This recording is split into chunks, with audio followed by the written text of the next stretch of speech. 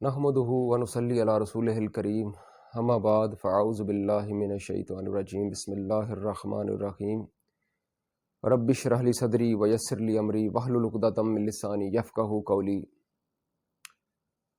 دوستو، بہنوں، بھائیوں، بزرگوں، آج میں ایک انتہائی اہم موضوع شیطان کے ہتھ کنڈے، شیطان کے شکنجے، اور جو شیطان ہمیں اس دور میں جو خوش ہوگا، جو حالات بن چکے ہیں، جو فتنے برپا ہو چکے ہیں، جو ہمیں برائی میں وہ مبتلا کر چکا ہے، اس کے بارے میں چند ایک باتیں بتاؤں گا، اور اس سے بچنے کے لیے کچھ طریقہ کار بھی بتاؤں گا جو میں نے اپنے علم سے سیکھے یا میں نے اپنے تجربے سے سیکھے۔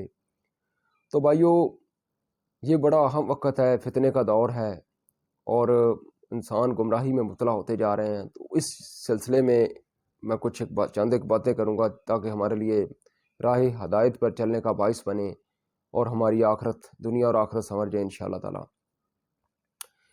تو بھائیو، سب سے پہلے میں بتاتا جاؤں کہ نبی پاک صلی اللہ علیہ وسلم نے ایک سیدھی لائن کھینچی اور اس کے سائڈ پہ اور بہت ساری لائنیں کھینچ دی۔ ایک سیدھی لائن کھینچ کے اس کی سائڈوں پہ لائنیں کھینچی، اور جناب محمد رسول اللہ صلی اللہ علیہ وسلم نے فرمایا کہ میرے صحابہ، یہ سیدھا رستہ جنت کی طرف جاتا ہے، صراط مستقیم۔ لیکن جو سائڈوں پہ لائنیں ہیں، آپ صلی اللہ علیہ وسلم نے فرمایا یہ سارے شیطان کے رستے ہیں۔ ہر رستے پہ شیاطین بیٹھے ہیں اور تمہیں برائی کی طرف، غلط کاموں کی طرف بلائیں گے، گمراہ کرنے کی کوشش کریں گے۔ لیکن آپ لوگوں نے یہ نہیں کرنا کہ غلط سائڈ پہ جاؤ، شیطان کے رستے پہ جاؤ۔ آپ لوگوں نے صراط مستقیم پہ چلنا ہے اور مضبوطی سے چلنا ہے۔ اور ایک جگہ آپ صلی اللہ علیہ وسلم فرمایا کہ میں تمہارے درمیان دو چیزیں چھوڑ کے جا رہا ہوں، ایک قرآن ہے اور دوسرا میری سنت ہے۔ جب تک تم لوگ اس کو مضبوطی سے پکڑے رکھو گے، کبھی گمراہ نہیں ہوگے۔ تو ہمیں گمراہی سے بچنے کے لیے آپ صلی اللہ علیہ وسلم نے نسخہ بتا دیا۔ اب ہمارا کام ہے ہم اس نسخے کے اوپر کتنا عمل کرتے ہیں، کیونکہ اس دشمن نے تو ہمارے اوپر پوری کوشش کرنی وار کرنے کی۔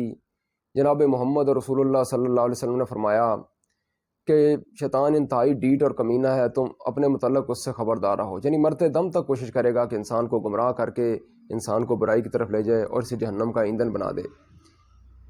تو بھائیو، اس سلسلے میں بتاتا جاؤں، ایک حدیث میں آتا ہے کہ آپ صلی اللہ علیہ وسلم نے فرمایا کہ شیطان انسانی جسم میں ایسے دوڑتا ہے جیسے خون دوڑتا ہے، اور فرمایا کہ اس سے بچنے کے لیے محتاط رہو، اس سے بچنے کے لیے اللہ کی پناہ مانگو، اعوذ باللہ من الشیطان الرجیم پڑھو، لا حول ولا قوت الا باللہ پڑھو، کیونکہ اللہ کی توفیق کے بغیر انسان کے لیے بچنا بہت مشکل ہے۔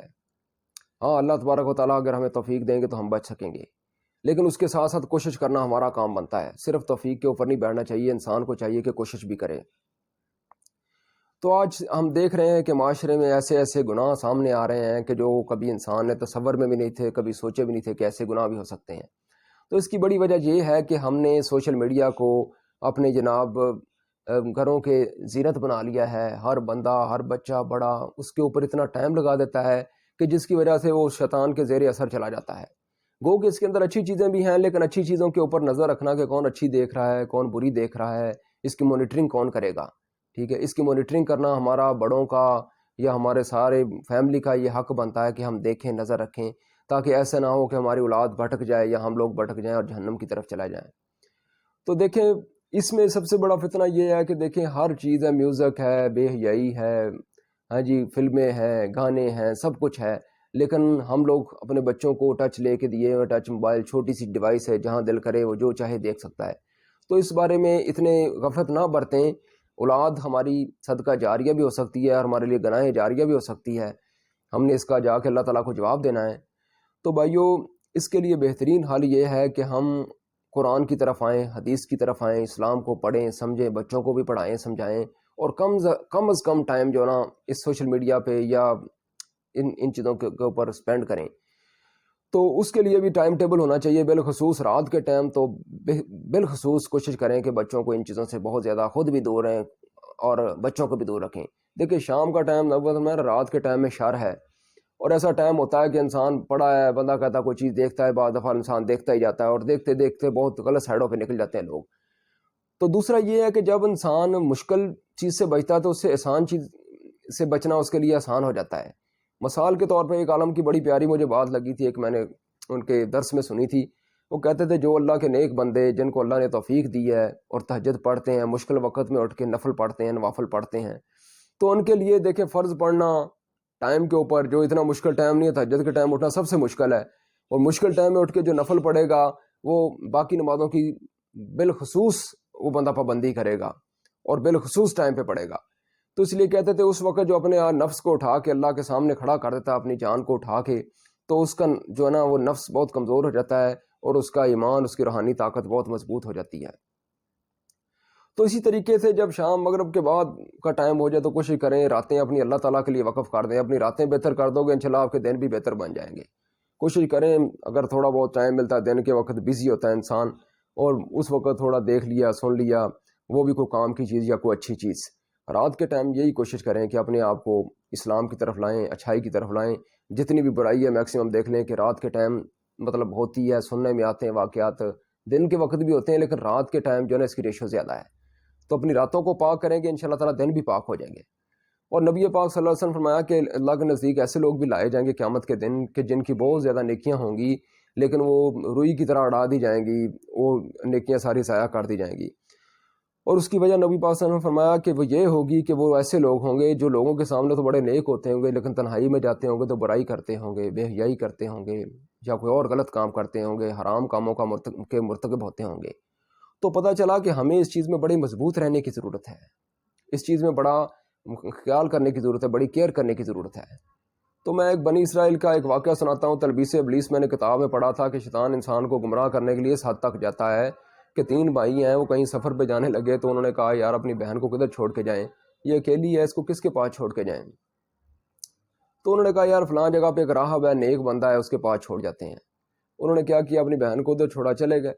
اب پیچھے سے شیطان آیا، اس نے کہا یار لڑکی ہے، آتی ہے، لڑکی کے پاس آپ جاتے ہو کھانا رکھنے، وہ باہر آ کے لے کے جاتی ہے، آپ تھوڑا خیال کرو کسی کی نظر پڑ سکتی ہے، آپ جا کے اندر کھانا رکھایا کرو. اب جناب اس نے کیا کیا، جا کے دروازہ نوک کیا، اندر کھانا رکھا، اس نے دروازہ کھولا اور واپس آ گیا. اس نے کہا یار کیا کیسے انسان ہے تو، یہ نہیں خیال کرتا کہ جا کے اس کے پاس بیٹھے، اس کا دل بہلائے، اس سے باتیں کرے. مطلب شیطان انسان کے لیے دیکھیں کیسے برائی کی طرف لے کے جاتا ہے. دیکھیں اللہ تعالیٰ نے ہمیں روکا نا قرآن مجید میں، یہ نہیں کہا کہ زنا نہ کریں، فرمایا لا تقربوا الزنا، زنا کے قریب بھی نہ جاؤ. مطلب یہ ہے کہ جو زنا کا سبب پیدا کرتی ہیں چیزیں ان سے بھی بچنا ہے، جو وجوہات بنتی ہیں ان سے بھی بچنا ہے. اللہ تعالیٰ نے تو دور دور تک ان چیزوں کے دروازے بند کیے ہیں تاکہ غیرت مند اور حیا والا ماحول پیدا ہو اور اللہ تعالیٰ کی طرف سے ہم پہ رحمت و برکت برسے. تو جناب اس نے یہی کیا، آہستہ آہستہ اس نے جا کے اندر جانا شروع کر دیا. کرتے کراتے شیطان نے اسے برائی میں مبتلا کر دیا. اس لڑکی کو اس کی نظروں میں خوبصورت بنا کے پیش کیا اور اس کو اس کی نظروں میں بنا کے خوبصورت پیش کیا، جس کی وجہ سے وہ برائی میں مبتلا ہو گئے. جب برائی میں مبتلا ہوئے تو کیا ہوا کہ ان کے یہاں بچہ پیدا ہوا. جب بچہ پیدا ہوا تو راہب نے کہا یہ تو بڑا مسئلہ ہے، تیرے بھائی واپس آئیں گے یا لوگوں کو پتہ چلے گا، میں تو بدنام ہو جاؤں گا. اس نے کہا اس بچے کو قتل کر دیا. اس نے بچے کو قتل کیا اور ادھر ہی دفن کر دیا. تو کیا ہوا کہ چند دن گزرے، شیطان نے پھر اس راہب کے دین پہ وسفرہ ڈالا، یار یہ بچہ تو نے قتل کر دیا ہے لیکن یہ لڑکی تو بتا دے گی اس کو کہ یہ ایسے ہوا، اس نے ایسے کیا، تو بہتر ہے کہ تو اس کو بھی قتل کر دے. اس نے آخر اس کو بھی قتل کر کے دفن کر دیا. اب بھائی ہیں، چند دن بعد انہوں نے پوچھا یار ہماری بہن کدھر ہے. اس نے کہا جناب بڑا رویا، وہ تو بیچاری بیمار ہوئی اور فوت ہو گئی، مجھے بڑا افسوس ہے. اب دیکھیں شیطان کی چالیں دیکھیں، یہ شیطان کوئی عام دشمن نہیں ہے. یہ آدم علیہ السلام سے لے کر اب تک لوگوں کو گمراہ کرتا آ رہا ہے. جس دشمن کو ہم نے بہت لائٹ لیا ہے، جس کی پرواہ نہیں کرتے، جس کی فکر نہیں کرتے، یہ کوئی عام دشمن نہیں ہے، یہ انتہائی چلاک اور مکار دشمن ہے. اللہ تعالیٰ سے اس کے شر سے پناہ منگا کرو اللہ تعالیٰ کی. تو بھائی اب کیا ہوا کہ جب وہ سو گیا، تینوں کو خواب میں شیطان آیا. اس نے کہا کیا کہا تھا، اس نے راہب نے کہا یہ کہا تھا. اس نے کہا جھوٹ بولتا ہے، اس نے ایسے ایسے کیا تھا. اور جناب اس کے بعد بچہ پیدا ہوا، اس نے سب کو مار کے فلانی جگہ پہ دفن کر، دونوں کو مار کے فلانی جگہ پہ دفن کر دیا. اگر یقین نہ ہے تو وہاں جا کے دیکھ لو. اب جب تینوں اٹھے ہیں تو بڑے پریشان ہیں. ان میں سے ایک دوسرے کے ساتھ ایک بات نہیں کر رہے، پریشان. ایک نے بات کی یار یہ کیا مسئلہ ہے، مجھے تو شیطانی سا خواب ہے. انہوں نے کہا کیا آیا، اس نے کہا یہ ہے. انہوں نے کہا ہمیں بھی یہی ہے. اس نے کہا یار چھوڑو شیطانی، ایک نے کہا کہ چھوڑو یہ تو کوئی شیطانی خواب لگتا ہے. ایک نے کہا نہیں یار جب تک میں وہاں سے دیکھ نہیں لوں گا مجھے تو سکون نہیں ہوگا، میرا دل مطمئن نہیں ہوگا. آخر انہوں نے اس کے کہنے میں ان کا چلو یار جا کے رات کے ٹائم چھپ کے کھدائی کرتے ہیں، دیکھتے ہیں. جب کھدائی کی تو ایسے ہی ادھر لڑکی بھی پڑی تھی اور بچہ پڑا تھا. تو انہوں نے راہب کو پکڑ لیا، ہاں بھائی مارا، زد و کوب کیا، بتاؤ کیا ہوا تھا. آخر اس نے پھر بتا دیا. انہوں نے پکڑ کے بادشاہ وقت کے پاس لے گئے. بادشاہ وقت کے پاس لے گئے تو پھر جا کے بادشاہ وقت نے اسے سزا کا اعلان کر دیا کہ اس کو پھانسی چڑھا دیا جائے. اب جب پھانسی چڑھانے لگے پھر شیطان آ گیا، مجھے سجدہ کر، میں تجھے بچا لوں گا، میں نے تجھے اس گناہ میں مبتلا کیا تھا. تو جب وہ اسے سجدہ کرتا ہے تو شیطان کہتا ہے اسے پھٹے پہ چڑھا دو، یعنی اس کی آخرت برباد کر کے چھوڑیے. اسے انہوں نے پھانسی لگا دی اور خود بھاگ گیا.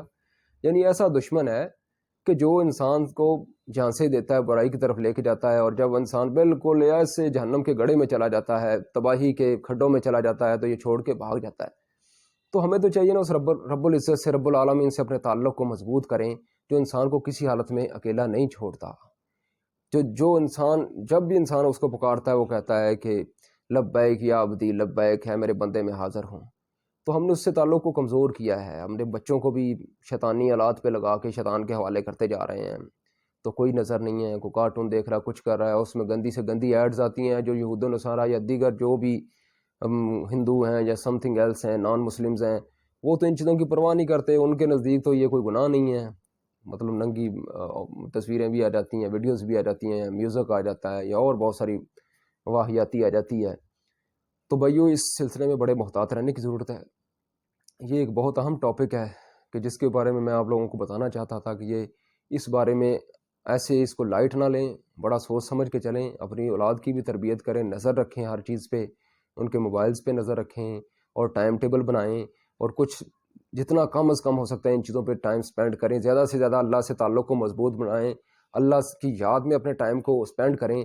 انشاءاللہ تعالیٰ آپ دیکھیں گے کہ آپ کی زندگی بدلتی جائے گی، آپ کے اوپر اللہ کی رحمت ہوتی جائے گی.